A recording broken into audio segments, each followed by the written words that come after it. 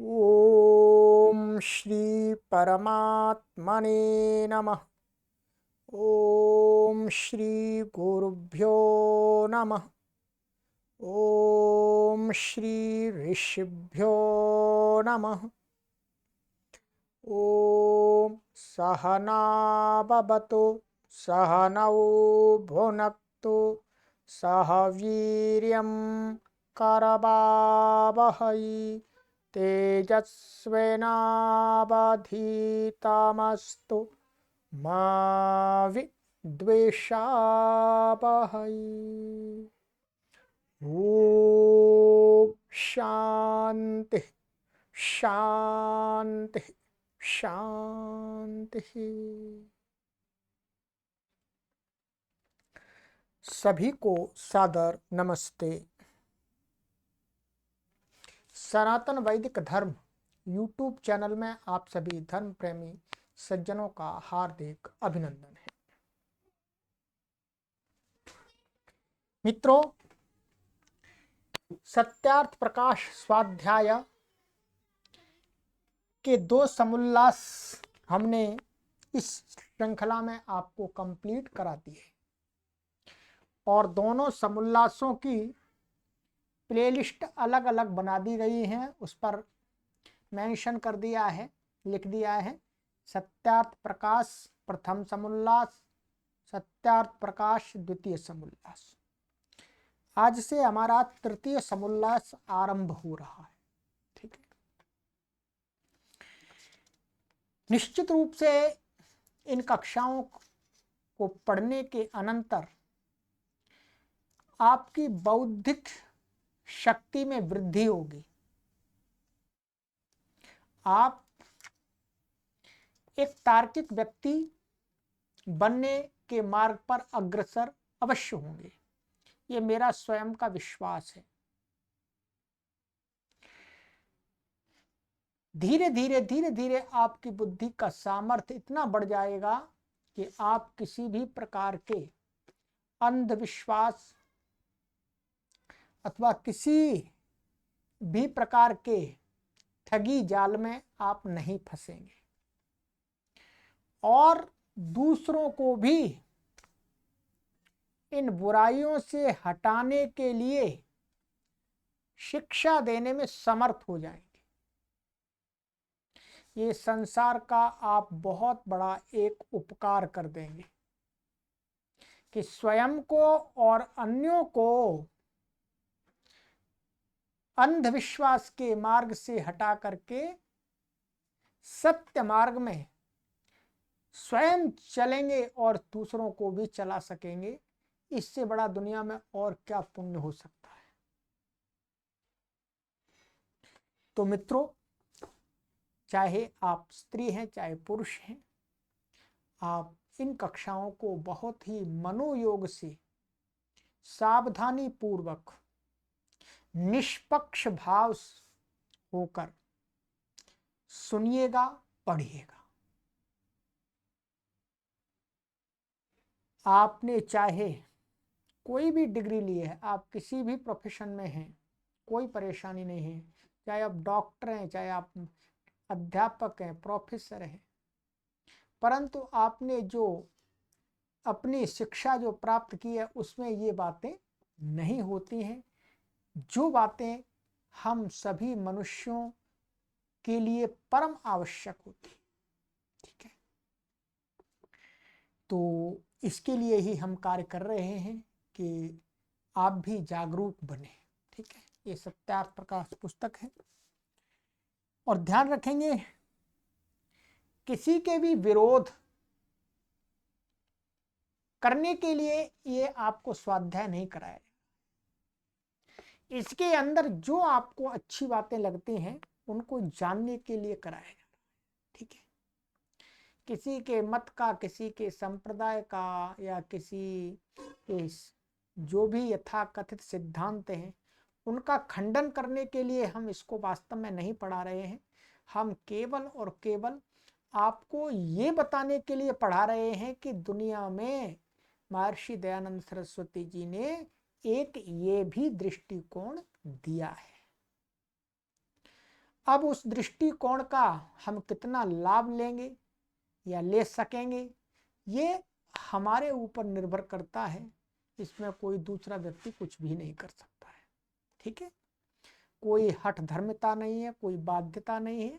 ठीक है, किसी भी प्रकार की कि आपको ऐसा मानना ही है।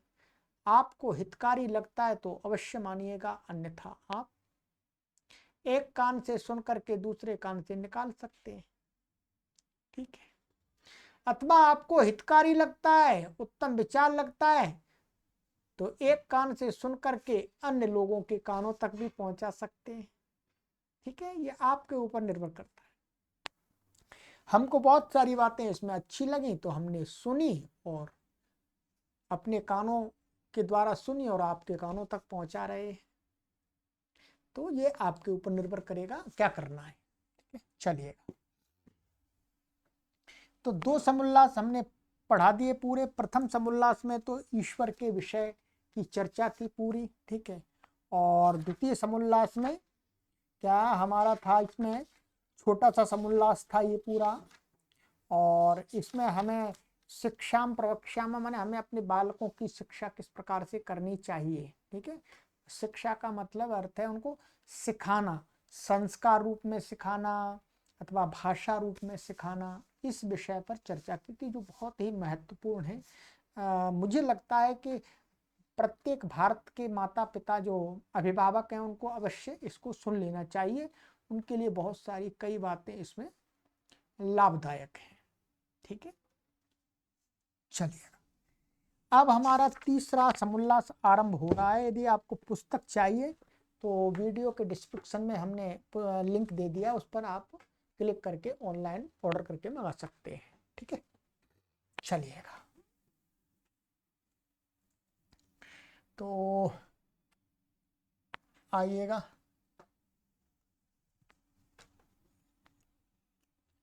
अथ तृतीय समुल्लासारंभ। ठीक है, अथ का अर्थ है अब यहाँ से आगे तृतीय समुल्लास का जो इसमें समूल विभाग किए हुए हैं, तो उस तीसरे समुल्लास का आरंभ करते हैं। ठीक है, ये संस्कृत के विद्वान थे इसलिए संस्कृत में थोड़ा सा डालना चाहिए, डाल दिया उन्होंने। अथ अध्ययनाध्यापन विधि व्याख्यास्यामः। महाराज जी कह रहे हैं कि अब यहाँ से आगे, अथ माने अब यहाँ से आगे अध्ययन माने पढ़ना और पढ़ाना, अध्यापन पढ़ाने का तरीका, विधिमत तरीके को माने जो पद्धति या प्रक्रिया है, कैसे हमें अपनी शिक्षा पद्धति को माने रखना चाहिए, शिक्षा पद्धति हमारी क्या होनी चाहिए, तो उसको व्याख्या श्यामा माने महाराज जी कह रहे हैं कि अब हम आगे इस पर बताएंगे इसको। ठीक है, जो महाराज जी यहाँ पर इसमें शिक्षा पद्धति बता रहे हैं थोड़ा संस्कार रूप में भी बताएंगे, परंतु जो हमारे बालकों की जो पाठ्यक्रम की विद्या होती है उसके विषय पर थोड़ा सा फोकस रखेंगे। और उसका जो उनका जो फोकस रहेगा वो प्राचीन जो गुरुकुल पद्धति थी, प्राचीन गुरुकुल पद्धति थी। और महाराज जी क्या सभी लोग मानते हैं कि संस्कृत भाषा है वो संसार की सबसे पुरानी माने सब प्राचीनतम भाषा है। ठीक है, उसकी अपभ्रंश भाषाएं आज हजारों की संख्या में है। तो इसलिए संस्कृत का जो पठन पाठन प्राचीन काल में गुरुकुलों में हुआ करता था, इस पद्धति से हुआ करता था, तो उसको ही मुख्य रूप से रखेंगे। और जो आज की एजुकेशनल हमारी जो पद्धति चल रही है उसके बारे में तो नहीं रखेंगे। ठीक है, परंतु अब हमें दोनों में सामंजस्य करना है कि ये वर्तमान में देश काल परिस्थिति को देख करके उसको भी हमें पढ़ाना पड़ेगा अपने बालकों को, और अपनी जो प्राचीन विद्या है उसको भी साथ लेकर के चलना होगा। ठीक है, तो आइएगा, देखेंगे, हम आपको बताते रहेंगे। ठीक है, हम जितना आपका सहयोग कर सकते हैं उतना अवश्य करेंगे। आइएगा, यदि आपने चैनल को भी सब्सक्राइब नहीं किया है तो सब्सक्राइब अवश्य कर लीजिएगा। ठीक है, इससे हमारा उत्साह भी बढ़ता है, हमारी टीम का उत्साह बढ़ता है, ये कार्य को प्रोत्साहन मिलता है और अधिक से अधिक लोगों तक ये कार्य पहुंचता है। अब तीसरे समुल्लास में पढ़ने का प्रकार लिखते हैं। सरल है। अब इस समोल्लास में पढ़ने का माने किस प्रकार से हमें अपने बालकों को पढ़ाना चाहिए। संतानों को उत्तम विद्या, शिक्षा, गुण, कर्म और स्वभाव रूप आभूषणों का धारण कराना माता पिता, आचार्य और संबंधियों का मुख्य कर्म है। देख लीजिएगा, बहुत विशेष बात कही है कि जो हमारी संतानें हैं, हमारे बालक और बालिकाएं हैं, उनको विद्या शिक्षा एक ही तरह से, उनमें कोई आप थोड़ा सा अधिक इसमें भेद नहीं करना है। विद्या का अर्थ आप कह सकते हैं कि जो उपनिषद, गीता, वो वेद आदि की से जो वेद आदि का ज्ञान है वो। शिक्षा का अर्थ हो गया जो जैसे संस्कृत विषय के विषय में लेंगे तो व्याकरण आदि है, उसका जो साहित्य है वो। इस प्रकार से विभाग कर सकते हैं, परंतु इतना गहराई से यहाँ पर इन शब्दों को हमें नहीं लेना है। विद्या शिक्षा माने एजुकेशन, ऐसा ले सकते हैं सीधा सीधा। और गुण पता है, कर्म माने क्रियाएं, और स्वभाव रूप ये जो आभूषण हैं, स्वभाव रूप ये आभूषण हैं, गहने हैं, ठीक है, इनका धारण कराना है। माने बालकों को विद्या देना, शिक्षा देना, अच्छे गुण देना उनको, ठीक है, अच्छा स्वभाव उनका बनाना, ये बालकों का कर्तव्य नहीं है। ध्यान रखेंगे, क्या बालकों का कर्तव्य नहीं है, किनका है? माता का, पिता का, आचार्य का और संबंधियों का।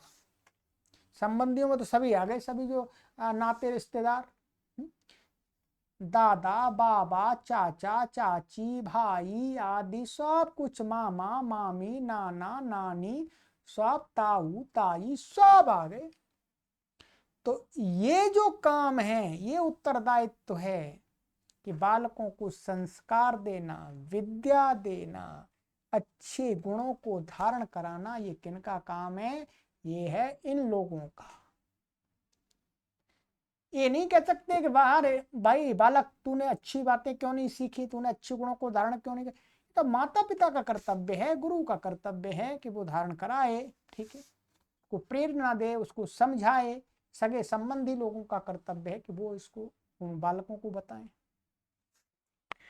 कहते हैं ये मुख्य कर्म में गिना है, ध्यान रखेंगे, इसको सामान्य नहीं छोड़ा महाराज जी ने। महाराज जी ने कहा कि यदि संतानों का निर्माण करना है, मनुष्य का निर्माण करना है, तो हमें अपनी संतानों का निर्माण करना का जो कार्य है वो मुख्य कार्य समझना पड़ेगा। अधिक लोग क्या, बहुत सारे लोग इस कार्य को मुख्य नहीं समझते हैं, वो अपने धन कमाने को मुख्य समझते हैं, पैसा कमाने को मुख्य समझते हैं, संतानें बिगड़ जाती हैं, ठीक है। तो महाराज जी ने इसको मुख्य कर्म माना, ध्यान रखेंगे। अब आप यदि अभिभावक हैं तो आपको इस कार्य को अपने जीवन में मुख्य कार्य मानना होगा। इसके लिए आपको मुख्य पुरुषार्थ करना पड़ेगा, ठीक है। सोने, चांदी, माणिक, मोती, मूंगा आदि रत्नों से युक्त आभूषणों के धारण कराने से मनुष्य का आत्मा सुभूषित कभी नहीं हो सकता। बहुत सारे लोग सोचते हैं कि हम अपने बेटे को, बेटियों को सोने से लाद देंगे, सोने के अच्छे अच्छे गहने दे देंगे, कुंडल दे देंगे, हैं, और ये हार दे देंगे और कड़े दे देंगे, तो हमारी जो बेटी है वो सज जाएगी, सुंदर लगेगी, ठीक है। चांदी दे देंगे, माणिक, मोती, मूंगा आदि से हम अपनी संतानों को सुंदर बना देंगे। तो कहते हैं रत्नों आदियों के जो आभूषण धारण कराने से मनुष्य का आत्मा कभी भी सुभूषित नहीं हो सकता है। शरीर देखने के लिए थोड़े समय के लिए अच्छा लग सकता है, परंतु उस शरीर में जो स्थायी जो आत्मा है, अर्थात अजर अमर जो आत्मा है, वो कभी संस्कारित नहीं हो सकता है। यदि हमने किसी को संस्कार नहीं दिए अपनी संतानों को, उसको खूब सोने चांदी खूब पहना करके उसको सुंदर बना दिया, और उसको समाज में गया, उलट पुलट व्यवहार करने लग गया, तो लोग उसको क्या करेंगे, अपशब्द कहेंगे, अपशब्द कहेंगे, गाली देंगे। परंतु यदि हमने अपने संतानों को सोने चांदी रत्न माता मोती माणिक आदि नहीं दिए, परंतु उनको अच्छे संस्कार दे दिए, तो वो जहां कहीं भी जाएंगे तो अच्छा व्यवहार करेंगे, तो लोग उनकी बाह बाह प्रशंसा करेंगे। तो ये कह रहे हैं कि कोई व्यक्ति, वैसे बहुत सारे लोग यही सोचते हैं, अपने लड़कियों को अच्छी साड़ी दे देंगे, अच्छे सूट दे देंगे, वो सुंदर लगेंगी, और हम भी बालक भी सोचते हैं हमें अच्छे कपड़े पहनेंगे तो अच्छे लगेंगे, हीरो लगेंगे, एक्ट्रेस जैसे लगेंगे, हैं। पर कहते हैं कभी भी आत्मा सुभूषित नहीं हो सकता, उससे शरीर थोड़े समय के लिए सुभूषित हो जाएगा, सुंदर लगेगा, फिर वहीं का वहीं आ जाएगा, कभी नहीं हो सकता। क्योंकि आभूषणों के धारण करने से केवल देहाभिमान, विषया शक्ति और चोर आदि का भय तथा मृत्यु का भी संभव है। थोड़ी सी इसमें सावधानियां बता रहे हैं। यदि आप सोचते हैं कि सोने चांदी रत्न और मणि मोतियों से हम सजा देंगे, तो कहते हैं इसकी तो बहुत हानियां भी हैं, कि इससे धारण करने से क्या होता है, देहाभिमान, व्यक्ति अपने आप को बहुत वो सोचता है, अरे मैं तो बहुत सुंदर हूं, मेरे समान तो कोई भी नहीं है, अहंकार बढ़ जाता है, देह पर उसे अभिमान होने लगता है, अहंकार होने लगता है। अहंकार तो नाश करता है व्यक्ति, करता है ना। विषयासक्ति, और जो गहने आदि हम पहनते हैं वो उसमें क्या है, विषयों को भोगने के लिए विषयों के प्रति आसक्ति बढ़ती है। सुंदर कपड़े पहन लिए, सुंदर ये सारे पहन लिए, तो अब यदि कोई लड़की है उसको सुंदर लड़के की इच्छा होगी, कोई सुंदर लड़का है उसको सुंदर लड़की की इच्छा होगी, ठीक है। फिर आपस में अच्छे अच्छे घर, ये सारे विषय, जो अनेक प्रकार के जो विषय हैं उनमें उनको भोगने की इच्छा होती जाएगी। और चोर आदि का भी भय आता है, भाई चोर तो लूट ले जाए।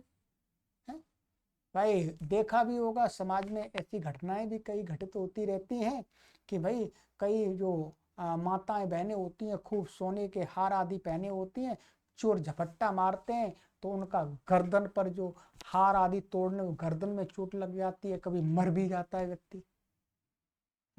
चैन को काटते हैं ब्लेड आदि ऐसे, तो झटके से तो गर्दन कट जा सकती है, मर भी सकता है व्यक्ति। चोर आदि का भय, मृत्यु का भी संभव है, कभी कभी मृत्यु हो ही जाती है इस प्रकार से। अधिक सोना चांदी किसी ने किसी के पास देखा तो कहा भी लूट लेते हैं, तो मार देते हैं उसको। संसार में देखने में आता है कि आभूषणों के योग से बालकादिकों का मृत्यु दुष्टों के हाथ से होता है। ये भी अपने बालकों को अधिक इस प्रकार के सोने चांदी हीरा मोती मत धारण कराइए। संसार में देखने में भी आता है कि आभूषण जब पहने होते हैं तो जो बालक आदि होते हैं उनकी मृत्यु दुष्टों के हाथ हो जाते, दुष्ट लोग उनको मार देते हैं। तो इनका ये कहना है, एक श्लोक भी दे रहे हैं बहुत सुंदर, इसको श्लोक को आप याद कर लीजिएगा और अपने बालकों को भी याद करा दीजिएगा, जिससे वो अपने बालकों को आगे स्मरण कराते रहें, ठीक है। इसी से संबंधित श्लोक है, अर्थ भी बहुत अच्छा है। विद्या विलास मनसो धृतशील शिक्षा सत्यव्रता रहित मान मलापहारा संसार दुख दलनेन सुभूषिता ये धन्या नरा विहित कर्म परोपकारा। ठीक है, बहुत सुंदर है। क्या कहते हैं इसका, इन्होंने हिंदी में अर्थ बता दिया, हिंदी में बता देता हूं, मैं संस्कृत में समझा भी सकता हूं, परंतु क्या है आपको बात वही है।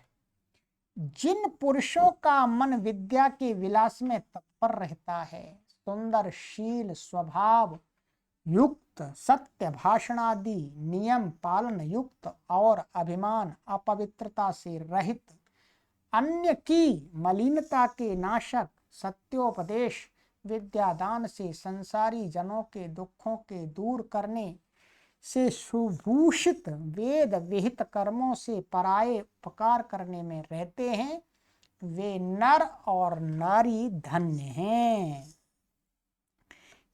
ठीक है, ये इस श्लोक का अर्थ हो गया। ठीक है, क्या विद्या विलास मनसः माने विद्या में ही रमे रहने का, विद्या को ही प्राप्त करने का स्वभाव जिनका है, मन लगा रहता है। धृतशील शिक्षा धैर्य, धैर्य रूपी शील की शिक्षा है जिनके पास में, शिक्षित जो लोग, सत्यव्रता ने सत्य का व्रत वाले, सत्य को जिन्होंने सत्य बोलने का ही व्रत ले रखा है। रहित मान मलापहारा और जिनमें क्या है, मान माने अहंकार से रहित हैं, अहंकार रूपी जो मल है, गंदगी है, उससे दूर हैं। संसार दुख दलनेन सुभूषिता और क्या है, संसार के दुख को नष्ट करने के लिए पुरुषार्थ करने के साथ में जो सुभूषिता माने हमेशा अपने आप को अच्छा मानने का प्रयास करते, अपना आप को अच्छा समझते हैं, ये जो लोग धन्य वो धन्य है, नरा है वो नरा माने बेल, जो लोग विहित कर्म परोपकारा जो दूसरों के उपकार करने में लगे हुए।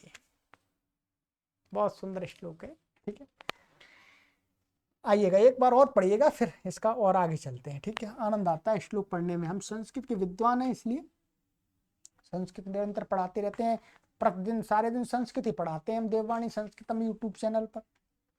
विद्या विलास मनसो धृतशील शिक्षा सत्यव्रता रहित मान मलापहारा संसार दुख दलनेन सुभूषिता ये धन्या नरा विहित कर्म परोपकारा। चलिएगा आगे चलते हैं मित्रों। इसलिए कहते हैं, इसलिए 8 वर्ष के हों तभी लड़कों को लड़कों की और लड़कियों को लड़कियों की शाला में भेज देवें। शाला का अर्थ है पाठशाला, गुरुकुल। ठीक है, स्कूल, कॉलेज। ये तो बहुत अच्छी बात है, ये तो हर समय में, तीनों कालों में सही रहेगी। जब जब मनुष्य रहेगा, जहां जहां रहेगा उसके लिए हितकारी रहेगी। कहते हैं बालक जब 8 वर्ष का हो जाए, ये कंपलसरी 8 वर्ष का, मतलब 5 6 में भी भेज सकते हैं, 7 में भी, 5 में भी, 3 में भी, अब तो 2.5 में भेज देते हैं। ठीक है, परंतु ये कह रहे हैं कि 5 साल का, 6 साल का, 7 साल का तो कोई बात नहीं। यदि 8 वर्ष का आपका बालक हो गया या बालिका हो गई, तो फिर 8 वर्ष का बालक या बालिका है जब हो जाए, चाहे वो पहले किसी स्कूल में पढ़ रही हो, गुरुकुल में पढ़ रही हो, तो परंतु फिर ये व्यवस्था करनी चाहिए कि भाई ऐसा है कि यदि आपकी बालिका है तो उसको गर्ल स्कूल में, लड़कियों माने बालिकाओं के गुरुकुल में, बालिकाओं के स्कूल में पढ़ाने के लिए भेजना चाहिए। और आपका यदि लड़का है तो उसको बॉय स्कूल में, अर्थात लड़कों के स्कूल में, गुरुकुल में। ठीक है, क्योंकि 8 साल के बाद में फिर वो समस्या खड़ी होने लगती है। 8, 9, 10 आप देख रहे हो वर्तमान में बुरी हालत है। इस पर तो ध्यान देना ही चाहिए और इस पद्धति को तो लागू करना ही चाहिए। भाई 8 साल से पहले आप अपने बालक बालिकाओं को एक स्थान पर लड़के और लड़कियां पढ़ सकते हैं, परंतु जैसे ही 8 साल के हों तो क्या करना चाहिए, यदि हम अपने बालकों को अच्छा बनाना चाहते हैं, श्रेष्ठ बनाना चाहते हैं, तो उनको बालिकाओं को बालिकाओं के स्कूल में और बालकों को बालकों के स्कूल में। इसलिए हमको वो बहुत अच्छे स्कूल लगते हैं, जैसे गर्ल्स स्कूल होते हैं जिसमें गर्ल्स गर्ल्स होती हैं, जो लड़कों के स्कूल होते हैं बॉय स्कूल्स होते हैं उनमें लड़के लड़के होते हैं। उनमें पढ़ाई बहुत अच्छी होती है और उनके छात्र बहुत ही उत्तम आचरण वाले बन जाते हैं। चाहे वो बेशक इंग्लिश पढ़ रहे हो, चाहे और किसी भी लैंग्वेज को पढ़ रहे हैं, कोई परेशानी नहीं है, पर आचरण की दृष्टि से वो सर्वश्रेष्ठ बन जाते हैं। और जिन स्कूल्स में मिक्सचर चल रहा है, लड़के लड़कियां साथ साथ पढ़ रहे हैं, उन लड़के और लड़कियों का आचरण ये मानिएगा अधिकतर भ्रष्ट हो जाता है। भ्रष्ट होना ही है, आप देख भी रहे हैं, ठीक है। तो इस नियम को तो लागू करना ही चाहिए। हमारे हिसाब से तो सरकार को ही लागू करना चाहिए, सरकार को ऐसा कोई कानून बनाना चाहिए, परंतु सरकार ने तो उल्टा कानून बना रखा है। ठीक है, तो हमारा मानना ये है कि यदि लड़के और लड़कियों के स्कूल अलग अलग खोले जाएं, माने 8 साल के बालक बालिकाओं के, तो उनमें पढ़ने वालों की संख्या अवश्य अधिक होगी, क्योंकि हर माता पिता कुछ को छोड़ करके, अपवाद के रूप में कुछ को छोड़ करके, अधिकतर माता और पिता यही चाहते हैं कि मेरी लड़की गर्ल्स कॉलेज में पढ़े पर अच्छा स्कूल हो, ठीक है। मेरा लड़का है तो वो केवल लड़कों के स्कूल में ही पढ़े, पाठशाला में पढ़े, गुरुकुल में पढ़े, अधिकतर यही चाहते हैं। कुछ होंगे अपवाद रूप में, उनको तो क्या कहा जा सकता है, पर आप विचार कर लीजिएगा। मेरी यदि बच्ची है, बालिका है, तो मैं यही चाहूंगा कि मुझे कोई अच्छा गर्ल्स स्कूल मिल जाए तो मैं अपनी बालिका को उसी में पढ़ने के लिए भेजूं। हाँ, नहीं मिलता है तब मजबूरी का नाम महात्मा गांधी जो बोलते हैं, एक उक्ति प्रसिद्ध है तो फिर करना पड़ता है। बाकी हम सभी लोगों में से लगभग 99% तो यही विचार करते हैं कि भाई लड़की को, हम अपनी लड़की को लड़कियों के स्कूल में भेजें, ठीक है। तो ये कह दिया। और ये देखेंगे, ध्यान रखेंगे, जो प्राचीन परंपरा से गुरुकुल जो वर्तमान में संचालित हो रहे हैं, वो तो इसी पैटर्न पर है कि वहां पर लड़कियां लड़कियां ही हैं, गुरुकुल और वो लड़के लड़के ही हैं। ऐसे बहुत सारे हजारों की संख्या में गुरुकुल भी मिल जाएंगे, हजारों की संख्या में, परंतु 150 करोड़ की जनसंख्या के लिए 1000 गुरुकुल क्या मायने रखते हैं? लाखों की संख्या में स्कूल से, तो सुधार वहां पर होने की आवश्यकता है।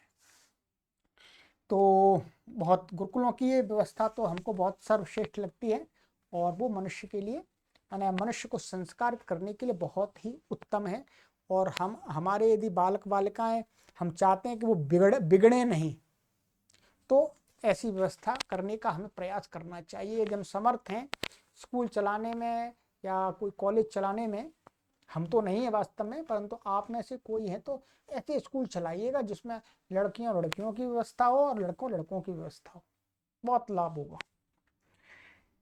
जो अध्यापक पुरुष व स्त्री दुष्टाचारी हों, उनसे शिक्षा न दिलावें, किंतु जो पूर्ण विद्यायुक्त धार्मिक हों वे ही पढ़ने शिक्षा देने योग्य हैं, ठीक है।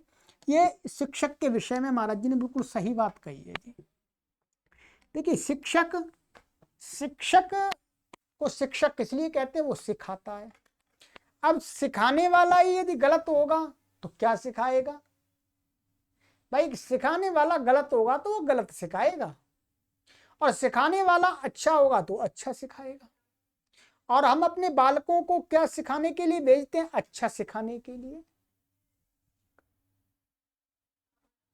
किसी भी विद्यालय में कहीं पर भी हम अपने बालकों को भेजते हैं, ये तो इसलिए तो नहीं भेजते कि भाई हम तो इसलिए फीस दे रहे हैं, हम तो इसलिए बालक को भेज रहे हैं पढ़ने के लिए कि ये बिगड़े खूब, ये खूब गलत गलत बातें सीखे इसलिए हम भेज रहे हैं। ऐसा कोई भी संसार में कोई भी व्यक्ति नहीं होगा जो इस विचार से अपने बालकों को स्कूल कॉलेज गुरुकुल में भेजता हो कि भाई ये बिगड़े, ये बिगड़ जाएं इसलिए मैं भेज रहा हूँ, ये घर पर रहेंगे तो अच्छे बन जाएंगे इसलिए नहीं, इनको बाहर पढ़ने के लिए भेजो ये बिगड़े। ऐसा तो कोई मन में विचार नहीं करता। सब यही विचार करते हैं कि ये ऐसे स्थान पर जाएं कि कुछ अच्छी बातें सीखें। अब सीखें तो सिखाने वाला अच्छा होना चाहिए, ये भी तो हम चाहते हैं। तो महाराज जी ने यही बहुत अच्छी बात कही कि भाई अध्यापक जो पुरुष व स्त्री, भाई जो लड़कियों को, इस लड़कियों के स्कूल में वैसे आजकल तो ऐसा नहीं है, आजकल तो जो भी कॉलेज या स्कूल है उनमें अध्यापक अध्यापिकाएं साथ साथ पढ़ाती हैं, तो गड़बड़ तो होता ही है, पर जो भी है, परंतु वो भी कैसे होने चाहिए, दुष्टाचारी ना हो, गलत आचरण वाले नहीं हो, उनसे शिक्षा न दिलावे, यदि ऐसे हैं तो उनसे शिक्षा नहीं दिलानी चाहिए भाई। किंतु जो पूर्ण विद्या युक्त और धार्मिक भी जोड़ा साथ में, भाई विद्यावान होगा विद्वान होगा उसी के पास तो भेजेंगे हम, जिस भी भाषा को पढ़ने के लिए भेजेंगे तो उस भाषा का जानकार तो होना चाहिए, तभी तो भेजेंगे। विद्वान का मतलब वही है, विद्वान का मतलब ये नहीं है कि संस्कृत भाषा का ही विद्वान हो, ऐसा नहीं है।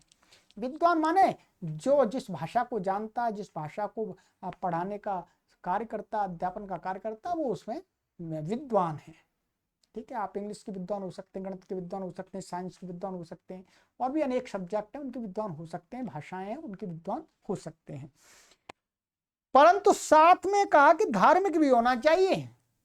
कई लोग बहुत बुद्धिमान होते हैं, विषयों के जानकार होते हैं, पर धार्मिक नहीं होते, अधार्मिक होते हैं, उनके अंदर गलत आदतें होती हैं और वो गलत आदतें विद्यार्थियों के अंदर आ जाती हैं। तो जो सीखा सिखाया सारे पर पानी फिर जाता है। क्या फिर जाता है? पानी। तो इसलिए महाराज जी ने कहा है कि भाई विद्या युक्त विद्वान तो होना चाहिए, परंतु साथ में धार्मिक भी हो, वह वे ही पढ़ाने और शिक्षा देने के योग्य हैं। वास्तव में अध्यापक को तो ऐसा ही होना चाहिए, विद्वान और धार्मिक, तभी विद्यार्थियों का सही निर्माण हो पाएगा, सही वो शिक्षा लेंगे।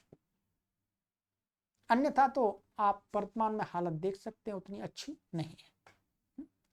अध्यापकों के विषय में हम सम्मान की दृष्टि से देखते हैं, परंतु यदि गहराई से विचार करेंगे तो स्थिति संतोषजनक नहीं है, क्योंकि परंपरा हमारी छिन्न भिन्न हुई है। तो ये महाराज जी ने ध्यान रखेंगे, ये बात बहुत अच्छी कही है कि भाई हम अपने लड़कों और लड़कियों की एक ऐसी व्यवस्था हो कि अब तो नहीं कर सकते, हम तो नहीं कर सकते, आप भी नहीं कर सकते, ठीक है, जैसा चल रहा है उसमें ही कुछ एडजस्टमेंट करना पड़ेगा, परंतु कोशिश यही रहनी चाहिए कि हमें कोई यदि हमारी बालिका है तो कहीं गर्ल्स कॉलेज हो या गर्ल्स गुरुकुल हो, उसमें ही पढ़ने के लिए भेजें बालक को, बालकों के स्कूल और कॉलेज में, ठीक है, और पढ़ने वाले जिस स्कूल या विद्यालय के अध्यापकों का आचरण अच्छा हो, श्रेष्ठ हो, वहीं पर हमें भेजना चाहिए, ठीक है। ये तो प्रत्येक व्यक्ति को स्वयं की परखने की चीज है, स्वयं परखना होगा। इसके लिए हम आपको क्यों हम बता ही सकते हैं महाराज जी, और क्या बताएं, परखना तो आप और हमको है, जाकर के देखना तो हमको है, जानकारी तो हमें आपको लेनी पड़ेगी कि भाई इस स्कूल के अध्यापक टीचर्स कैसे हैं, मैडम्स कैसी हैं, ठीक है, ये तो हमको लेनी पड़ेगी। तो ये महाराज जी कह रहे हैं कि भाई हमें अपने एक अच्छी संतानों का निर्माण के लिए तो प्रक्रिया तो यही है, ठीक है। चलिए, और अब आगे कहते हैं कि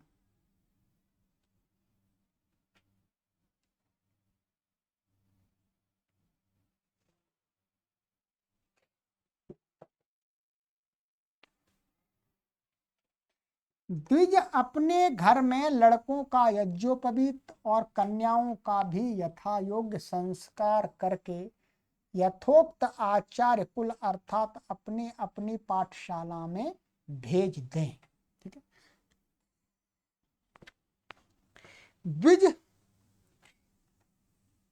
प्राचीन जो हमारी संस्कृति है उसमें द्विज आपको पता ही है, ब्राह्मण क्षत्रिय वैश्य, परंतु वो उस समय जो व्यवस्था थी, वर्ण व्यवस्था थी, उसकी बात थी। अभी वर्ण व्यवस्था वास्तव में समाज में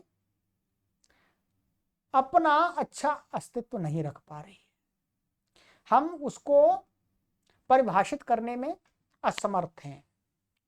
कोई भी व्यक्ति परिभाषित करने में असमर्थ है कि भाई ब्राह्मण किसको कहें, वैश्य किसको कहें, क्षत्रिय किसको कहें। कहने का मतलब, कहने से तात्पर्य ये है कि समाज के सभी लोग उसको, उस बात को एक्सेप्ट भी करें। एक समय था तब एक्सेप्ट कर रहे थे, परंतु अभी वो एक्सेप्टेबल नहीं है और कोई एक्सेप्ट करता भी नहीं, ठीक है। कुछ लोग गिने चुने करेंगे, उससे अधिक फर्क नहीं पड़ता। तो यहां पर हम ये कह सकते हैं द्विज, आज के देश काल स्थिति के अनुसार महाराज जी द्विज, द्विज का हम यहाँ पर सीधा सा अर्थ, द्विज का अर्थ वास्तव में तो भाई देखेंगे शब्द का अर्थ तो वही रहेगा, पर द्विज के स्थान पर हम आज की देश काल परिस्थिति को देखते हुए रखें कि प्रत्येक माता पिता है, प्रत्येक माता पिता, चाहे वो किसी भी कुल का हो, किसी भी मत संप्रदाय का हो, किसी भी देश का हो, कहीं का भी हो, माने प्रत्येक माता पिता, प्रत्येक अभिभावक, ये कहें तो अच्छा रहेगा है? तो इसका क्षेत्र थोड़ा बढ़ जाएगा और बढ़ाना पड़ेगा, द्विज कहने से अभी काम नहीं चलेगा। तो द्विज अर्थात प्रत्येक अभिभावक अपने घर में लड़कों का यज्ञोपवीत, ये सनातन धर्म को मानने वाले लोगों के लिए, ठीक है। यदि आप सनातन धर्म को नहीं मानते हैं तो आप यज्ञोपवीत परंपरा से नहीं जुड़े हैं, कोई बात नहीं है। तो यज्ञोपवीत करना तो उन्हीं के लिए आवश्यक बता रहे हैं जो इस परंपरा से जुड़े हुए हैं। पढ़ाई तो सबके लिए आवश्यक है, शिक्षा तो सबके लिए आवश्यक है। तो ये सनातन जो पद्धति है, सनातन जो धर्म है, उसको मानने वाले लोगों के लिए बता रहे हैं कि घर में लड़कों का यज्ञोपवीत घर में ही करा दें, 5 साल बाद, 6 साल बाद, 7 साल बाद, जब भी अनुकूलता हो, ठीक है। और कन्याओं का भी यथायोग्य संस्कार करके, और कन्याओं के भी जो जो संस्कार हो सकते हैं यज्ञोपवीत उनका भी कराना चाहिए, कराते हैं, ठीक है। महर्षि दयानंद सरस्वती जी के जो फॉलोवर्स हैं आर्य समाज के लोग, वो कराते हैं, अच्छी बात है, अच्छा लगता है, ठीक है।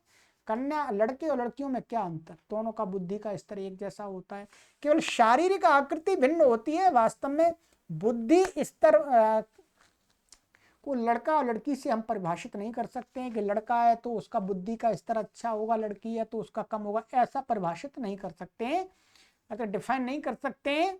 हाँ, शारीरिक स्थिति से कर सकते हैं, परंतु इसलिए लड़कियों का भी यज्ञोपवीत संस्कार करा देना चाहिए, कोई परेशानी नहीं है, ठीक है।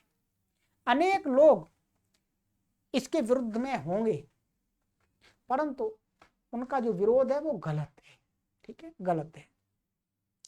यदि गहराई से चिंतन करें, हम गहराई से सूक्ष्म दृष्टि से चिंतन करें तो हमें अपनी बालिकाओं का यज्ञोपवीत संस्कार करने में कोई बुराई नहीं है। यज्ञोपवीत संस्कार एक हमें विद्या का अधिकार देने का एक चिन्ह है, प्रतीक है, एक सीढ़ी है। यज्ञोपवीत करने के बाद हम अपने मन में और बालक के मन में, बालिका के मन में ये विचार डालते हैं कि भाई अब आपको पढ़ना है, अब आपका कोई दूसरा काम अभी मुख्य नहीं है, अभी आपको पढ़ाई मुख्य करनी है। तो वही है, तो वही कहा इन्होंने, संस्कार करके यथोक्त माने जो अभी बताया था, आचार्य कुल अर्थात अपनी अपनी पाठशाला में भेज दें, लड़कों को लड़कों की पाठशाला में, लड़कियों को लड़कियों की पाठशाला में भेज दें, यदि संभव हो तो। ना संभव हो तो देश काल परिस्थिति के अनुसार प्रत्येक अभिभावक निर्णय लें, यही होगा, यही कहना होगा, ठीक है, भेज दें। विद्या पढ़ने का स्थान, ये अच्छी बात बता रही है। यदि इस सिस्टम को लागू किया जाता है तो जो हमारे छात्र और छात्राएं वो अच्छी प्रकार से अध्ययन कर सकते हैं। विद्या पढ़ने का स्थान एकांत देश में होना चाहिए और वे लड़के और लड़कियों की पाठशाला 2 कोश एक दूसरे से दूर होनी चाहिए, ठीक है। महाराज जी ने पूरा बहुत दूर कर दिया ठीक है, दूर होना बहुत अच्छी बात है। कितना? 2 कोश, 2 कोश का अर्थ हो गया 6 किलोमीटर, 6 किलोमीटर। लड़के और लड़कियों की जो पढ़ाने, एक तो एकांत देश में होना चाहिए जहां पर शोरगुल नहीं होना चाहिए। वर्तमान में तो शोरगुल वाले स्थान में ही पाठशाला माने स्कूल कॉलेज होते हैं, तो डिस्टर्बेंस तो होता ही है, डिस्टर्ब तो होता है लाइफ पढ़ाई में। परंतु कह रहे हैं यदि सही व्यवस्था करनी हो तो क्या करें, यदि हो सके, संभव हो तो, क्योंकि ये किसी व्यक्तिगत व्यवस्था नहीं है, इसमें शासन है और सभी मनुष्य, सामाजिक संगठन, सभी का योगदान होगा तब ये चीज होगी, मेरे अकेले से सोचने से नहीं हो जाएगी, मैं अकेला यहाँ पढ़ करके बाँच रहा हूँ उससे नहीं व्यवस्था हो जाएगी। ठीक है, ये तो मैं आपको पढ़ करके बता रहा हूँ कि महाराज जी ने ये विचार रखा है और ये विचार सर्वश्रेष्ठ विचार है। यदि इसको फॉलो करेंगे तो इसका लाभ अवश्य मिलेगा। तो एक तो एकांत स्थान में होने चाहिए और लड़के और लड़कियों के विद्यालय पास पास नहीं होने चाहिए कि सड़क के इस पार लड़कियों का, सड़क के उस पार लड़कों का। भाई कहेंगे ठीक है, लड़कियां अलग पढ़ रही हैं, लड़के अलग पढ़ रहे हैं जी। ऐसे कई स्कूल कॉलेज हैं। ठीक है, एक ही उसको संस्था चला रही है, लड़कियों का अलग कर दिया है, एक साइड में सड़क के इस पार सड़क के उस पार, तो उससे उतना क्या फायदा। फिर लड़के लड़कियां आपस में मिलेंगे, गर्लफ्रेंड और बॉयफ्रेंड बनेंगे, सारे दिन चैट करेंगे। और कहते हैं दूर होने चाहिए, माने 12 किलोमीटर।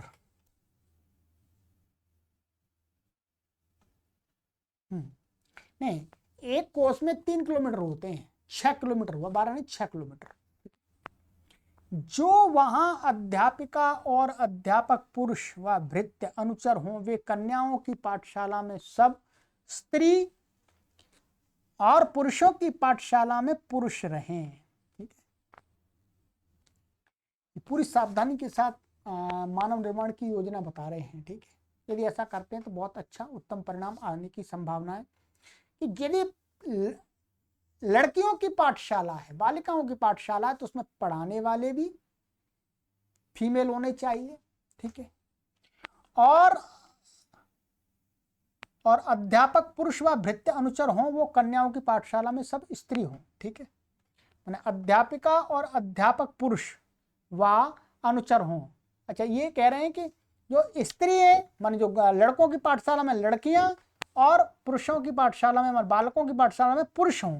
भृत्य अथवा वो भी स्त्रियों की, वो स्त्रियां होनी चाहिए बालिकाओं की पाठशाला में, और पुरुषों की पाठशाला में वो बालकों की पाठशाला में पुरुष होने चाहिए, नौकर। ठीक है, अनुचर हो, भृत्य अनुचर आगे कन्याओं की पाठशाला में सब स्त्री और पुरुषों की पाठशाला में पुरुष रहें। पर ऐसी व्यवस्था तो वर्तमान में तो कहीं देखी नहीं जाती।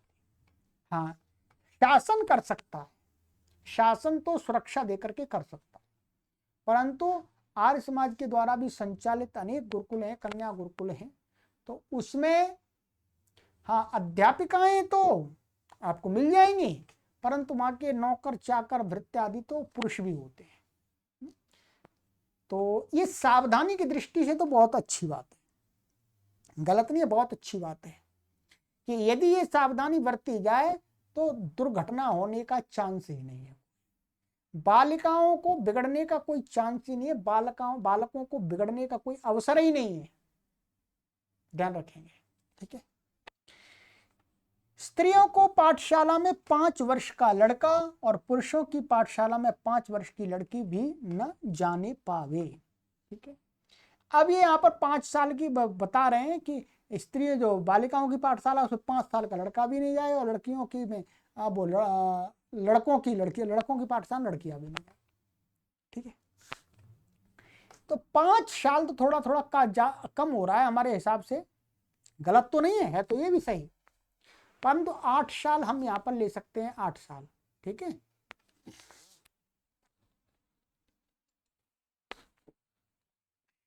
ठीक है, चलिएगा।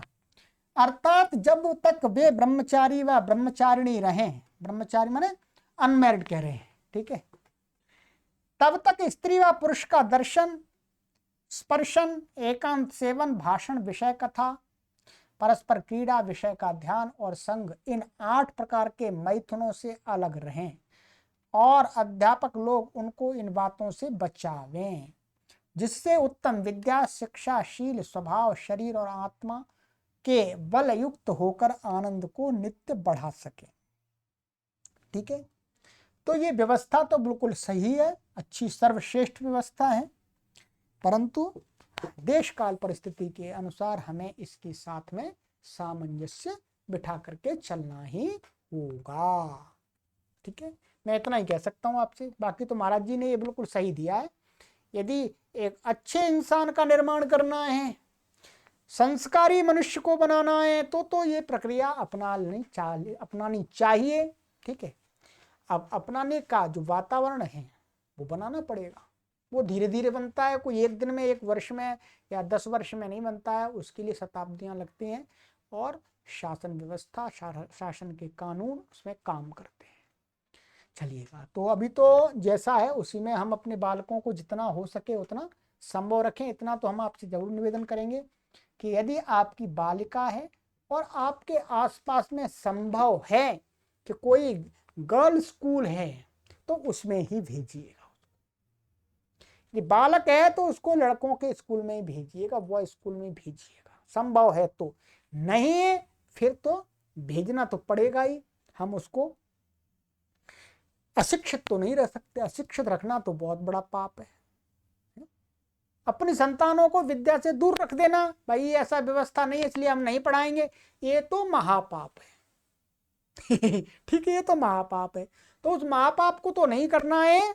फिर जैसा है उसमें ही हम अपनी तरफ से पूर्ण पुरुषार्थ करते रहें कि हमारी बालिका बेशक बालकों के साथ स्कूल में पढ़ने ले आती है, पर हम उसको संस्कार दे करके जागरूक बनाते रहें अपने संतानों को, उससे बचाव हो सकता है। ठीक है, चलिएगा, तो ये हो गया। अब थोड़ा आज की कक्षा का हमारा समय हो गया है, तो इतना हो गया। अभी शिक्षा पाठशालाओं के बारे में और बता रहे हैं, तो वो आगे की कक्षा में पढ़ेंगे।